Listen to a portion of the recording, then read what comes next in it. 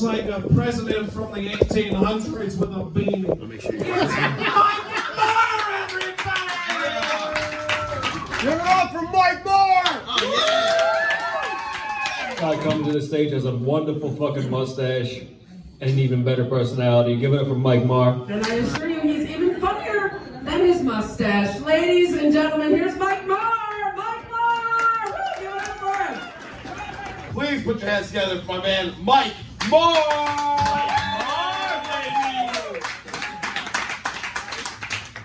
Clap it up now for Mike Moore.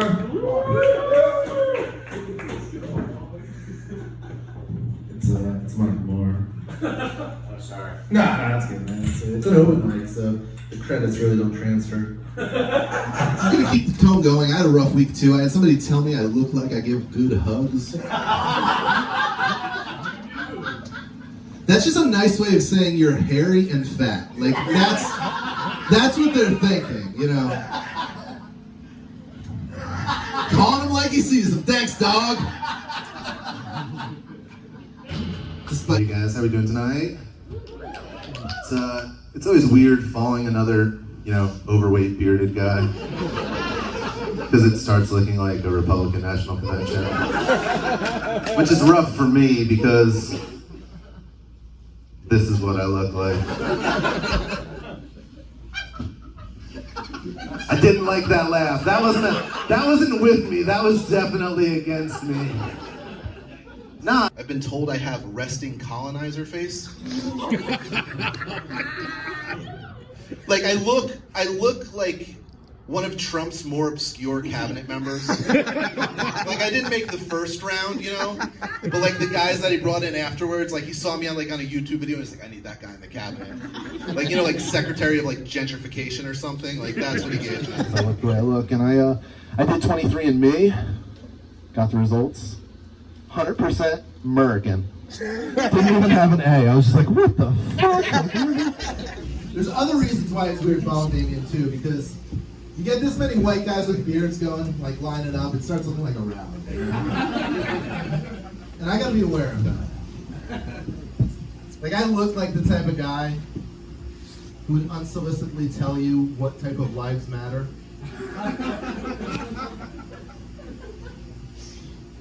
And it's usually assumed that I'm not going to pick the right one. So that's rough. I was supposed to be here last time we did it. Unfortunately, I got coronavirus.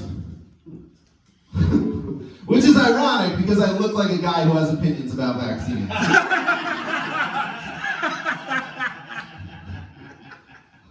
But I don't. I'll be honest, I got the vax way sooner than I should have. And it was for two reasons. One of them was logical, and one of them was not logical. The first was, when Rona first came out, man, it was targeting the thick boys, right? Thick boys were dropping like flies, and I'm like, I could get some random shot, or I could give up pizza and jog. I took the shot, I did. I actually lied. I did the opposite of what most people did. I lied about my height on the form so I would fall under the morbidly obese category. So I could qualify for the vaccine sooner. Because I feel like I am not ambiguous at all. Everybody knows. I had a kid, I work in a school, I had a kid call me a milk drinker the other day. And I wasn't offended as much as I was upset because I didn't know why I was a milk drinker. It was definitely an insult, but I don't know what about, I get it, I look like a milk drinker, but what else is going on there? But anyway, that's me. I'm not ambiguous. I'm not. I'm clearly a straight white dude. I order a vanilla cup when I go to Baskin Robbins. No cone, no toppings, I'm vanilla, you know what I mean? I get that, that's me, it is. I think the only thing people wonder is what cosplay I do because of my mustache. What is my dueling medium? Is it swords or guns, do I Civil War or steampunk? I think that's all I really have going for me, you know what I mean? But anyway, some of you guys might remember me from Game of Thrones. I was an extra I was north of the wall. I was a wildling. That's real. It's a real thing. Not a joke. No, with all seriousness, I do like to lie a little bit more lately. Anyway, so guys, my name is Mike Marr. I'm Mike. I'm also happily married. You know, a lot of you guys look at me and are like maybe neutrally divorced, but I am happily married. And to be honest with you, this is the look of a happily married guy. It really is. If I start dressing nice, that's when you need to worry. Like, this is a good relationship, this look. Kind of old pants, they're cuffed on accident, you know? The washer did that. This is happy. This is happiness. I'm not trying. You see me clean shaved in a nice shirt, my wife should worry, but until then we're good. You guys noticed the shirt I'm wearing, I'm sure, right? Hell yeah. This is my spiked shirt. Me and the wife had a little bit of Kohl's cash. You guys like that Kohl's cash? Kohl's cash got the biggest applause. That's not good for my set today. So we're walking and I see this shirt on the rack. So I had to touch it. My wife goes, if you get that, I will divorce you. Guess what I've worn to every family function this year? Last summer. Divorced, but no, I'm happily married, guys, and I think a lot about what makes a good family. What's his name? That was a good try. I'll be honest, but like if we're gonna be really honest, We're in Asbury Park. like Right? I don't care. I'm about as heterosexual as you can get. Like I'm not scoring, and that's not a brag. Like that's an insult. Like that is like. And it's a shame because my only chance of getting on TV is being in like some gay biracial couple, like that commercial, right? Like me and my biracial kids discussing our credit score and why we can't get a loan for our new car. And for some reason, my husband's black, but my kids are biracial. Somehow we have mixed kids. Like the adoption agency wanted it to have continuity, even though it didn't. We adapted, but you know, we wanted continuity. We wanted to make it easy on the kids, you know? I'm a married guy, so I don't need to worry about that stuff. Yeah, thank you. Shout out. That's like such a hacky, easy thing. Like it always gets a woo. It's like somebody settled on me. It wasn't like a big accomplishment. I know my place, you know? My wife was watching Castaway the other day. You guys watch Castaway? Dude, that movie honestly makes me cry. I'm a big guy, but it does. But my wife's like, I wouldn't move on. Would you guys move on? Like, what's your time frame? 2 weeks? A moon cycle didn't even happen. Oh shoot! I brought the moon, didn't I? Anybody else? How long would you wait? You got something now? Not at all. You're just like you hear the planes down. You're sliding in DMs right away. No, but my wife, she's like, yeah, I wouldn't. And she's like, because you're spiteful, and you would definitely come back just to spite me. Which is odd, because like if it was like an Alaskan thing, maybe. But if you see my skin complexion, if I like crash land on a desert island, I got like 45 minutes and then I have like stage 4 cancer. There's not a lot of SPF out there, you know what I mean? No, but you know, so yeah, I've went back to condoms. I'm a married guy, so like I haven't needed them or had to use them in a while. So I was like nervous buying them. It was like weird, you know. I had to like go to the store. So I went like a couple towns over because I didn't want anybody to see me buy them. So like I was in Walmart and I'm looking, and there's so like it has like I sound like, you know, back in my day we had like 2 kinds. No, but seriously, like you shamefully bought them at Wawa when I was like a teenager, sexually active. But as like a grown-up adult man, like I went to Walmart and I'm like looking, I didn't know what to do. I'm like Googling which ones smell the worst, the least, you know, that's the thing. That's like the most important, you know what I mean? Like that's the problem with them. So I go and I buy them, and I had no idea that they sell them in a year's supply. Did you guys? They do, you know? A 12 comes in a pack, and I had no idea that's a year's supply. That's It's a late. No, but because of all that, like, so yeah, I'm not gonna lie, like, I'm like a straight white dude in America. It's like playing a video game on easy mode. It is. So I acknowledge, I knew this, so in my 30s, I'm like, you know, you played a game so many times, you're like, let's play it on hardcore mode. So in my 30s, I decided to become a teacher. Ooh. This weekend I was in the Depot, the Home Depot. A little bit of a flex on you guys, yeah, I own a home. Specifically this side of the room. Actually, no, you comics don't have homes either, who am I kidding? No, so I'm in Home Depot, and I'm trying to close my pool, flex number 2. So this guy next to me, he's talking to this guy about grass seed, and he's like, yeah, this Scott's Turf Builder Plus is fire. No, it's not. It's grass seed. Hey guys, I'm a teacher, all right? Fire's a noun. Nouns are people, places, and in that case, things. You can't use a noun to describe another noun. This beer isn't wine. It doesn't work. And fires are also inherently tragic. Right? You got California wildfires. You had the smoke coming down from Canada, right? Oh, yeah. They're not good. If you have graham crackers, a Hershey bar, maybe some marshmallows, a fire might be okay. But then it's usually accompanied by acoustic guitar, which is also not good. So how we got to the point that fire means something good baffles me. And not just because of grammar, like, something good shouldn't be summed up with tragedy. You remember 2020 before COVID, those fires in Australia? They like destroyed Australia, right? Do you remember that smoke a couple months ago? Those Canadian wildfires? California's always got fire issues. But no, that's the word we're using to describe things that are good, fire. That'd be like me saying, hey Jimmy, those wings looked 9/11.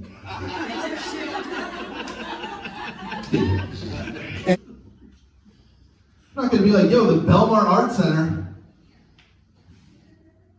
That thing was 9/11. Somebody brought the ASB, girl, those kicks, they're Holocaust.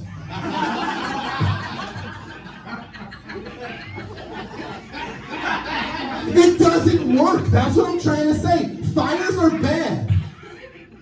And then on top of that, let's be real, fire is a noun. That's 3rd grade, people. Noun is a person, place, or thing. But anyway, yeah, fire is a noun. It's a noun. An adjective is what describes nouns, correct? Right? Thank you. The poets usually like this joke because it's a little more highbrow. You know, you guys got college diploma, you know. You guys might not be using your degree, but you have one. No, but come on. How many philosophy degrees are in here? 1 or 2? No, but seriously, it's an adjective. Adjectives describe nouns. You don't use nouns to describe nouns. And if that's where we are we going? Prepositions? Mic demand, dude. That dude runs a good mic. It is through. It's a grammar joke. You can tell who has a GED in this audience. Children say some mean stuff. Like really mean, like they don't even mean to. Like I had a girl go, "Why's your face always red?" I had nothing. I was like, I didn't know I was going to a roast battle this morning. I had someone very delicately tell me I shared the same shape as his father. His father's a fat guy. It was also the day of another student's birthday. And I don't know if you remember elementary school, what happens on birthday day? Treats, right? Cupcakes. So this was a brookie, that's a brownie cookie. Yeah, deep cut. So anyway, they're handing out the brookies, I go to grab one, and he goes, "Are you sure you should have that?" Because his dad has diabetes. So he thinks I am diabetic as well.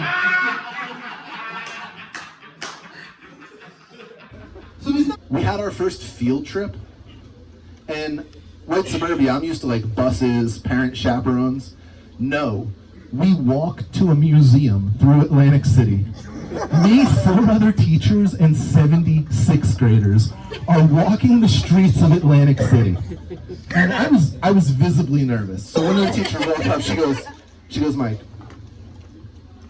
try not to lose one.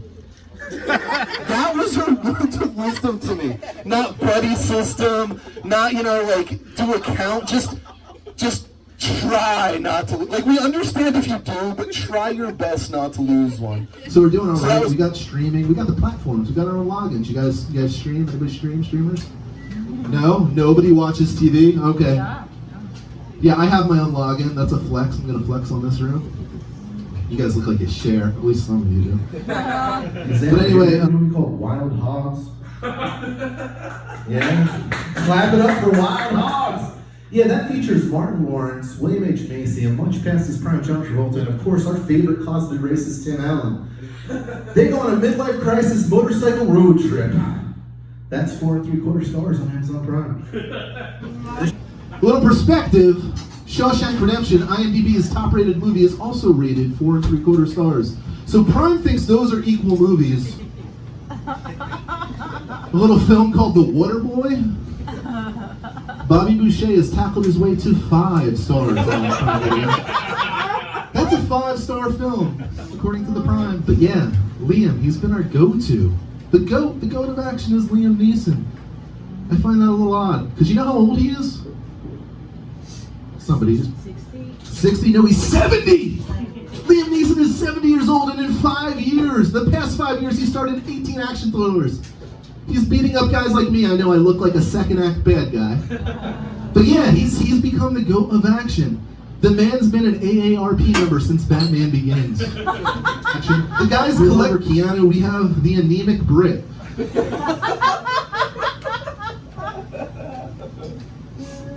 Gonna let that one marinate.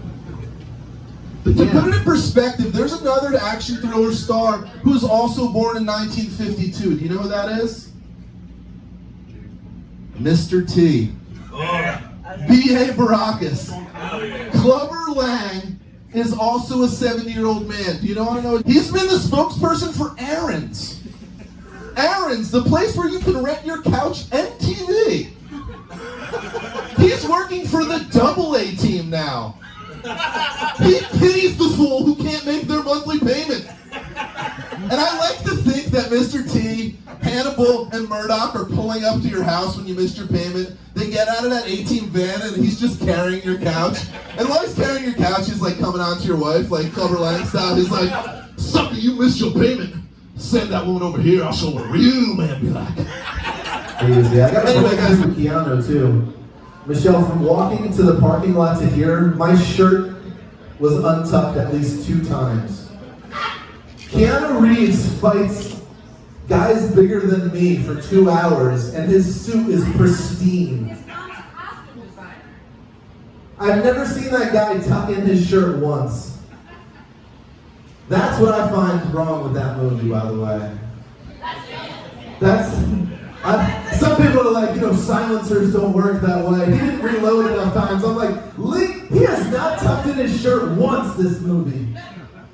Seriously, I dress like this a lot. I'm a school teacher. One day my kids were talking trash playing dodgeball, so I had to show them up. I threw that ball once. I looked like the Incredible Hulk after he turned back. My shirt was shredded. But somehow I think people are approaching white privilege the wrong way. I think we're citing the wrong things. And I think one thing that we should be citing is serial killers. It is the most white-dominated genre, if we're gonna be honest. Like inner cities put up some good murder numbers, but as solos, it is strictly white guys. Can we agree upon that? We are crushing it. And I think that goes to white privilege. If we had to worry about where our next meal was, or paying rent, we wouldn't be out plotting these long-term murder sprees. Like, that is strictly a luxury that only white people are afforded. Like, we're the only people who have the time to stalk people to commit multiple murders. Yeah, I'm like flexing on white murder, I know. Not a good look from a guy that looks like he says you people. Would any of the African American people like to tell me if they went to a white or black school? So, Predominantly white. Perfect, you're exactly what I wanted to talk to. So, I don't know if you guys know this, but did you notice when you were in school that you really didn't get to be in a grade with another black student very often? They split you guys up, right? So I found out that in the attempt, like, here's the deal. If you want to stop racism and do like really nice progressive things, you have to be engaged in really racist activities. And I was participating in something I like to call the student draft. So it's a planning night. We actually get together and every student is assigned their own index card. And on the four corners of that index card, it is their gender, it is their race, it is their level, meaning low, middle, or high, and it's whatever potential behavioral issue they have. And then it winds up being kind of like an NFL draft. And you're making your classroom and you're like, hey, does anybody have any medium whites? Can I trade you a low black? And it is me, the guy who looks like me, trying to trade. That's not good. Like, it was not ideal, to say the least. It's me and a bunch of white women, basically, trading baseball cards in the name of inclusion. That went way better than I thought it would. You know, like, that's a very tricky joke to try to tell and to try to spin. I hope you guys are aware of that. And it's done in good nature. It really is. So, thank you. That was tough. Like, I was sweating. I've tried that joke one other time. It did not have the same responses. So we can all breathe now. We did that together. Thank you. Thank you, guys. Honestly, that was a success. So I'm gonna call it a night. Thank you again. And be good. It's gonna go from Mike Marr.